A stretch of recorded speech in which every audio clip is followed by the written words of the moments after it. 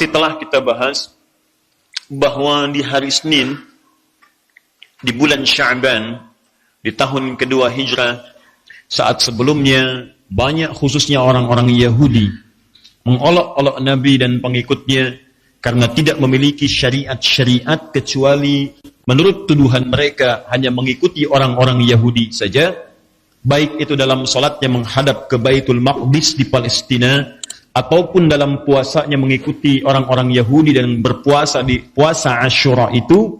Maka Allah kemudian memberikan penjelasan dan menjawab semua tuduhan itu dan menurunkan ayat-ayat Al-Quran.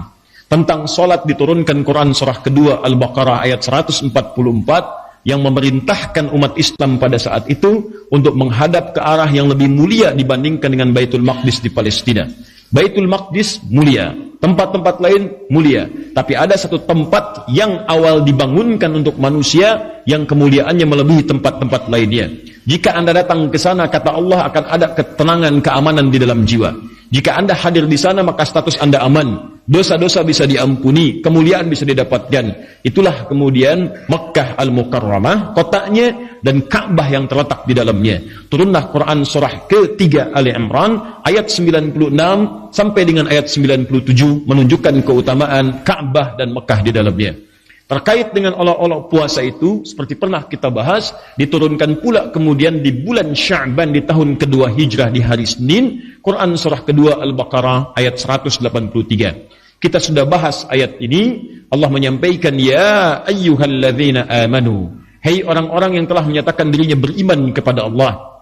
Baik imannya mungkin kuat sehingga merasa dekat dengan Allah, atau imannya standar sehingga menengah saja hubungannya dengan Allah, atau imannya terasa lemah sehingga hubungannya pun jauh dari Allah. Salatnya jarang, puasa juga bahkan jarang, zakat bahkan tidak ditunaikan, ya, malas mendekat kepada Allah. Kata Allah, saya akan berikan kepada engkau informasi tentang kewajiban dalam ibadah yang kalau engkau tunaikan ibadah ini, maka semua akan diberikan kesempatan yang sama. Iman yang kuat akan semakin lebih kuat lagi, yang menengah semakin dekat dengan Allah, bahkan yang jauh lemah imannya akan didekatkan oleh Allah Subhanahu wa ta'ala. Maka diberikan kesempatan yang sama, dipanggil dengan huruf ya, semua mencakup pada tiga kategori tadi.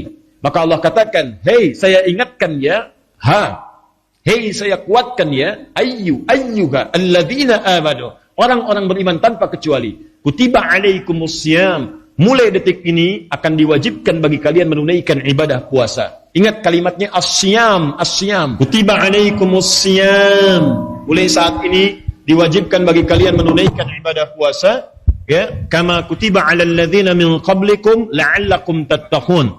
Ya, diwajibkan bagi kalian menunaikan ibadah puasa dengan ketentuan tertentu, aturan tertentu, punya keistimewaan yang tidak sama dengan waktu-waktu sebelumnya, punya kemuliaan yang tak terlukiskan.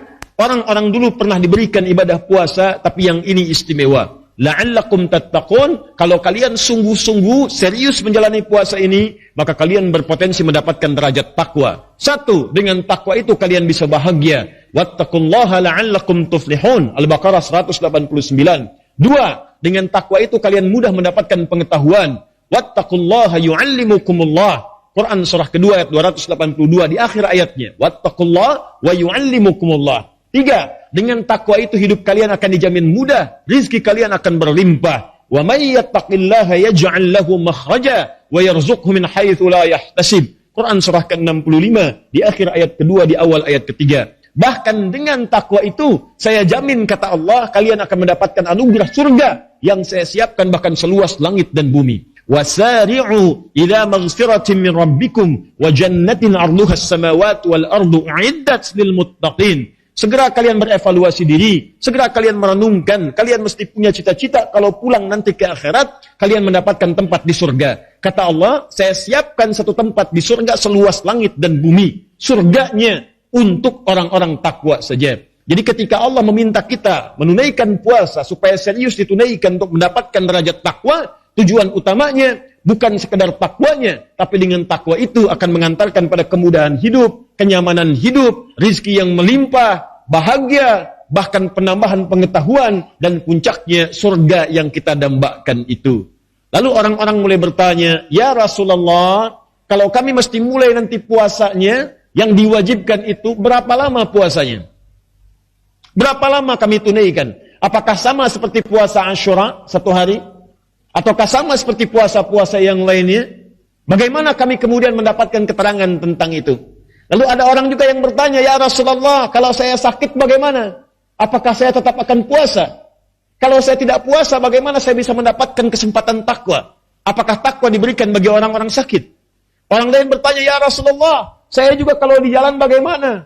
Kalau perjalanan panjang dan tidak bisa menunaikan puasa, maka bagaimana konsekuensinya? Tiba-tiba ada lagi yang berkata, ya Rasulullah, fisik saya lemah. Ini nggak mungkin saya bisa menunaikan puasa. Keadaannya terbatas. Bagaimana apa yang bisa saya lakukan? Maka turunlah kemudian ayat 184-nya untuk merespon aneka-aneka pertanyaan tadi.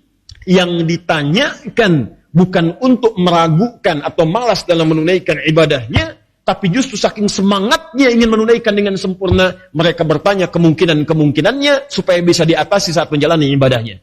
Jadi motif sahabat itu kalau bertanya, ingin menunaikan ibadahnya secara sempurna. Bukan ingin nawar. Itu masalahnya.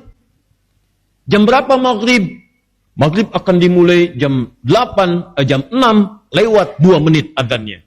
Iqamatnya jam berapa? Jam 6 lewat 10 menit. Isyaknya jam berapa? Jam 7 malam lewat 19. Bisa nggak kalau salat maghribnya jam 7 sekalian dekat ke isya? Jadi pertanyaan-pertanyaan orang sekarang itu kualitasnya beda dengan orang dulu. Orang dulu itu menanyakan kemungkinan-kemungkinan dalam ibadah supaya mereka bisa menunaikan secara sempurna. Saking pengennya sempurna, nanya dulu. Kalau kami begini bagaimana? Kalau ini seperti ini bagaimana? Ini tipikalnya bukan nanya buat nawar. Nanya qomat supaya ngejar waktunya mendekat ke qomat. Jumat tiba besok, yang ditanya adzan jam berapa? Jam berapa khatib naik ke atas mimbar? Adzan keduanya jam berapa? Belum datang dan nanya adzan kedua. Kenapa? Karena memetakan. Memang sih khutbahnya dimulai nanti adzannya jam 12 lewat 2. Cuman biasanya khatib naik itu jam 12 lewat 15, jam 12.10 baru datang ke masjid. Dulu orang nanya waktu sholat itu supaya memetakan setengah jam sebelumnya datang ke masjid. Siap-siap dulu. Ini orang sekarang agak beda, mengamati keadaan. Siapa khatibnya nih? Ustadz Fulan, tenang aja, khutbahnya panjang, setengah jam. Ntar 20 menit sebelum masuk dia, khutbah kedua, baru datang. Ini jadi persoalan itu demikian. Apa masalah utamanya? Karena tidak mendapatkan motivasi. Dan tidak menilai ibadah sebagai sebuah prioritas dalam kehidupan. Dan yang paling fatal, tidak mempelajari dulu apa manfaat ibadah itu dalam kehidupan akhirat dan dunia yang dia jalani. Kalau yakin dengan semua itu, semangat kita menjalaninya. Coba teman-teman setiap Jumatan itu, lihat ayatnya. Kadang-kadang orang cuma melihat di ayat yang ke-9-nya surah ke-62 itu. Rahasia terbesarnya ayat 10 dengan ayat 11. Apalagi di ayat 11-nya. Maaf, di ayat 11 ya Allah janjikan. Wa idza ra'au tijaratan aw lahwan faddu ilaiha. Qul. Lihat, qul. Ma indallahi khairum minal lahwi wa minat tijarah. Wallahu khairur raziqin. Kalau ada orang-orang yang masih mengabaikan Jumat, gak mau Jumatan, masih sibuk dengan pekerjaan, ada yang cari dunia, ada yang dagang, ada yang main-main, ada yang mengerjakan apapun, kata Allah, katakan pada mereka, kalau mereka mau memprioritaskan Jumat, saya telah siapkan, saya ganti semua apa yang mereka anggap rugi. Saya siapkan yang terbaik untuk mereka, bahkan rizki yang tidak mereka ketahui. Kata Allah, apakah mereka mengerti? Kan saya yang punya rizki. Saya atur bagi mereka. Sama persis dengan Ramadan. Ketika orang bertanya, kapan puasanya? Kenapa begini? Bagaimana kalau saya sakit? Tujuannya adalah demi meraih keutamaan Ramadan. Bukan meninggalkan amalan yang telah disiapkan itu. Ini penting saya sampaikan di awal. Karena ada orang yang baru tahu Ramadan datang besok, udah nanya, kapan selesainya?